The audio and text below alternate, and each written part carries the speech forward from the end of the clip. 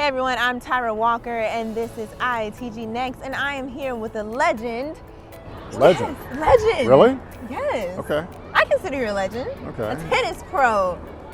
You're like Mal Washington. you're like one of the few people who consider me a legend. Well, you're like the only one I know who considers me a legend. Legend, iconic. All those Iconic? adjectives. Yes, this is an All right. awesome thing that you're doing here. I want to hear what my 14-year-old daughter thinks about that.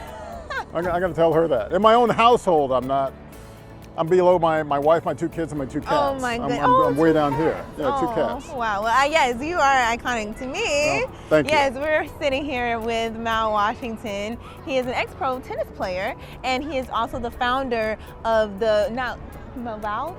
Malavia. Oh, almost right. Malavia. You know what? You were going so well when you just went with Mal. I know. I wanted to get the whole entire name. And then your confidence grew, and then you're like, all right, we're gonna do the full name. That's all right. The Mal Washington Foundation. How are you today? Living the dream every day. So you started playing at 5 years old. By your father. Now, was he an ex-pro tennis player as well, or just he fell in love with the game? My father picked up the sport of tennis kind of the way I picked up the sport of golf. It was just fun. And he got me started when I was 5 years old, and it just became a family thing.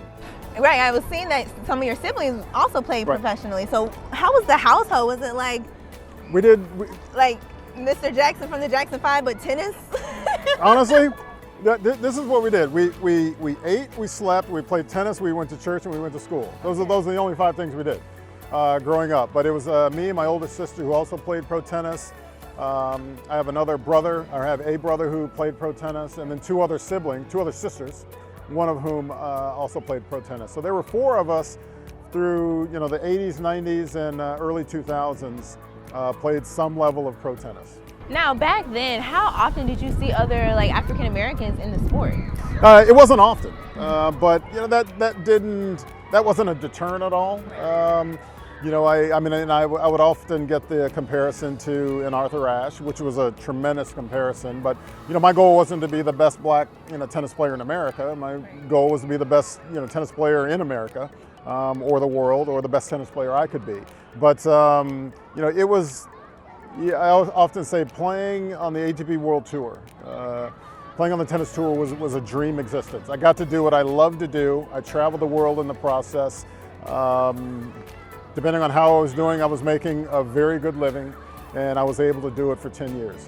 That is what, as an athlete, as a professional athlete, that is what you want. You want to be able to do it for a long time. And similar to many other professional athletes, I retired after a couple of knee surgeries. Absolutely. Well, thanks so much for hanging out with me. Are we going to play tennis? Do you really want to play tennis? For 30 seconds. Yes. Did you bring a racket? Oh no. Did you bring any tennis balls? There's balls. Yeah, we have tennis. Did you bring any sneakers? No sneakers. Seriously? No, but it was cold this morning.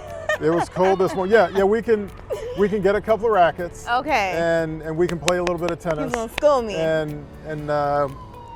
No, we're gonna get it on camera, right? Yeah, we're gonna get it on camera, and I'm probably not gonna win, but it's fine. No. What do you mean you're probably not gonna win? Seriously?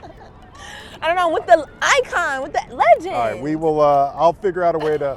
I'll go inside. I'll grab a couple of rackets, and you and I will hit a couple of tennis balls. Yeah. Very all good. right. Well, thank you so much, Mr. Mal Washington. Y'all. I appreciate you being here. Thank you.